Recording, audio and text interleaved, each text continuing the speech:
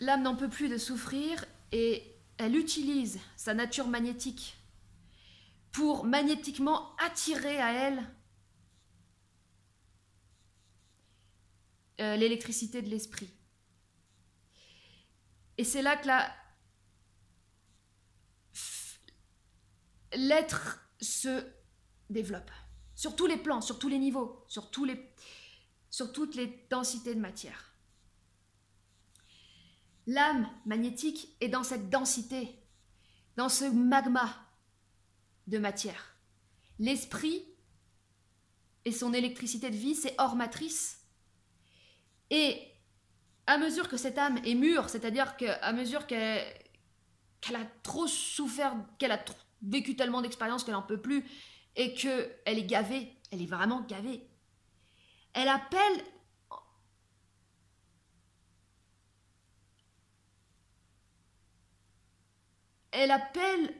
cet esprit pour qu'il vienne l'atomiser. Elle accepte d'être dissoute. Elle accepte de disparaître. Et cette disparition, on la vit en nous-mêmes. Et forcément, ça crée des déchirements.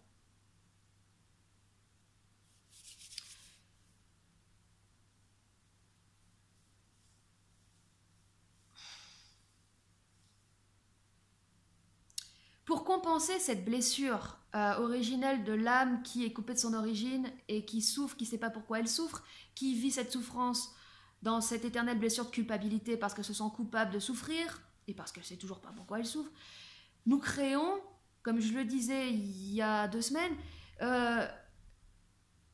nos personnalités, notre image de soi, de nous-mêmes, notre image de nous-mêmes. L'image de nous-mêmes qui est créée sur cette fracture, sur cette blessure, donc qui est complètement fausse. C'est-à-dire que l'image de nous-mêmes, c'est pour masquer ce qui nous fait le plus mal au fond de nous-mêmes. Donc, c'est totalement faux. Et en plus de ça, notre image de soi est constituée de plein de personnalités, de plein de personnages qu'on utilise en fonction des situations, qu'elles soient des situations sociales particulières ou des situations, on va dire, des contextes particuliers. Nous utilisons tel ou tel alter ego, telle ou telle personnalité.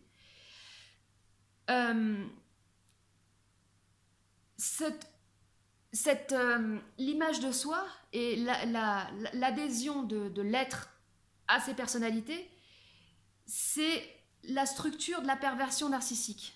C'est-à-dire que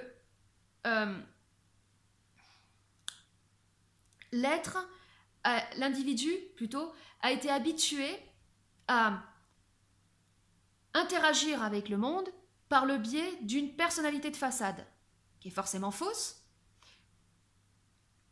pour interagir avec le monde et prendre ce qui lui manquait. Parce que, à la base, ce qui lui manque, c'est la connexion avec l'esprit, avec le plan de la vie qui est situé hors matrice. Donc, comme il lui manque cette connexion, puisque l'âme n'a pas cette connexion, en fait, elle est venue dans le corps de chair pour établir cette connexion, mais dans un premier temps, elle ne l'a pas. Donc, elle crée tout ce système de compensation, elle bidouille, elle bricole, elle fait semblant de croire qu'elle est si, elle devient totalement, elle s'identifie complètement à ses personnages, et elle vient prendre, parce que l'âme est prédatrice, parce qu'elle vient prendre... Elle souffre, donc elle vient prendre... Elle n'est pas autonome.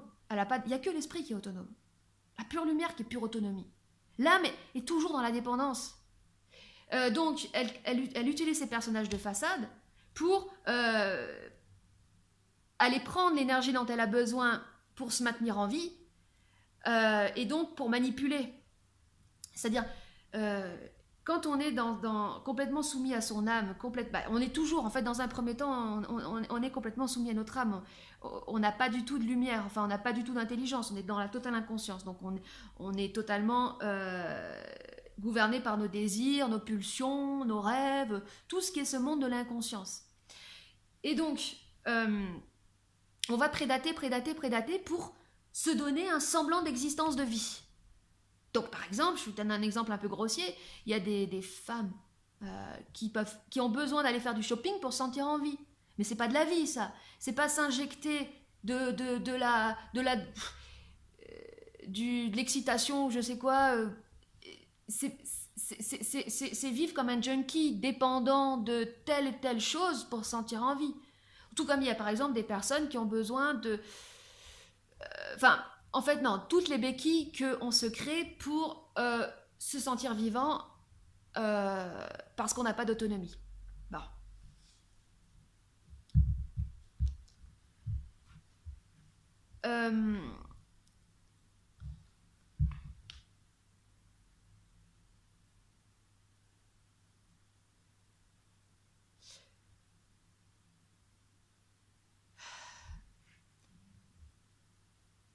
Quand cette âme en peut plus est gavée, elle appelle à l'aide. Mais elle va plus appeler à l'aide à ce qui... Comment dire? Elle va comprendre que la seule énergie qui peut l'aider, c'est celle qui va la brûler et la dissoudre. Et ça, c'est terrible, c'est terrible. Et c'est dans cette... Quand je parlais des émotions et comment on utilise les émotions pour refusionner en nous-mêmes, recréer cette cohésion en laissant traverser, en libérant les mémoires, en libérant toutes les énergies qui sont restées bloquées, à mesure qu'on recrée cette cohésion, il va y avoir un changement de régime, ou plutôt une comment on pourrait dire, une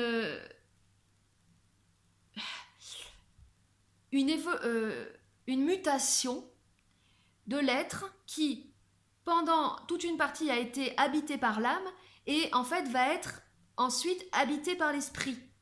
Mais ça reste l'être, c'est-à-dire que la seule chose qui reste, ou qu'on va continuer de se développer, c'est l'être qui a été formé, et il a été formé grâce à son inconscience, aussi grâce au fait que pendant longtemps il a été soumis au monde de l'âme. Bah Et après il va rencontrer l'esprit, et dans tout ce processus d'intégration, d'acceptation, c'est dans tout ce processus que la conscience émerge. Et le but, c'est bien, le projet absolu ultime, c'est bien qu'il y ait une conscience qui émerge quelque part. En ce moment, il se passe un truc étrange, c'est que les prophéties ne se réalisent pas. Les prophéties, les trucs de Nostradamus, ou les messages codés, tous ces trucs-là, bon, vraiment, je fais un gros paquet, un peu indigeste de tout ça. Ce sont en fait des lignes de temps potentielles, car le futur en fait est multiple. Il y a plein de lignes de temps futures potentielles qui peuvent potentiellement advenir ou se réaliser si l'humanité demeure inconsciente.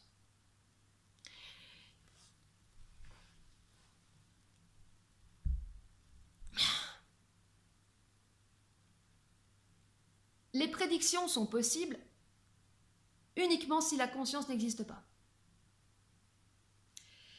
L'impact que un être conscient, ou plein d'êtres conscients, après une certaine quantité d'êtres conscients, a sur la matière est absolu et total. C'est-à-dire que l'être conscient modifie la structure même de la matière. On a tous vu en physique quantique, le regardeur impacte le résultat de son expérience. Nous avons l'observateur a un impact sur ce qu'il observe et sur le résultat de son expérience, de son analyse. Bon. On agit sur la matière. Même par les intentions, on agit sur la matière. Donc, imaginez un être conscient. Bah, là, on ne peut pas dire imaginer un être conscient parce que ce n'est pas de l'imagination. Mais un être conscient a un impact sur la matière encore plus grand. Parce qu'on a déjà un impact sur la matière en étant inconscient. Donc, conscient, c'est truc de ouf. Et l'impact, il est au niveau atomique. Donc, en fait, l'être conscient, imaginons qu'il y ait maintenant une quantité importante d'individus conscients, l'ordre du monde est complètement transformé, changé, toute la matière, tout est complètement transformé. Et aucune prédiction n'est possible, parce qu'il n'y a aucun référentiel, nulle part. Parce que ça n'existe pas un individu conscient nulle part, donc on ne peut pas utiliser une référence pour calculer des possibilités, des probabilités.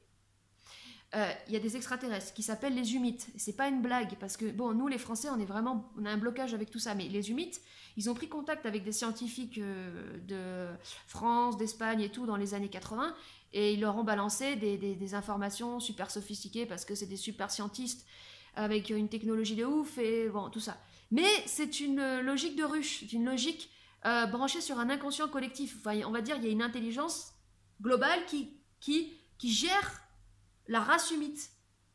Et nous aussi, on a été gérés par un inconscient collectif ou le plan astral pendant longtemps. Et là, on est en train d'évoluer. Donc, on est en train de développer la conscience individuelle. Mais, donc, ces humites, ils ont balancé, pour impressionner les humains, en croyant, ouais, regardez, nous, on est vachement évolués, on va vous impressionner. Toutes les probabilités, parce qu'ils font des pourcentages, toutes les probabilités qui peuvent advenir, tel futur possible. Alors l'apocalypse, c'est l'effondrement, 99% de possibilité qu'il y ait une guerre nucléaire, ou qu'il y ait machin, qu'il y ait truc. Ok, génial. Mais ils font ces statistiques sur la base que l'humanité est totalement inconsciente et donc agit par des forces qui sont indépendantes de lui. Mais si l'humanité devient consciente, c'est elle qui crée, qui dessine les contours de son futur, puisqu'elle agit sur la matière, donc elle crée ce qu'elle veut. Donc, on ne peut plus faire de probabilité, on ne peut plus faire de prédiction. Et on peut pousser le truc assez loin et imaginer que tous ces trucs sur les pyramides, les messages codés, alors il va se passer ci en telle année, il y a machin qui va, la planète truc va arriver, il va se passer ça.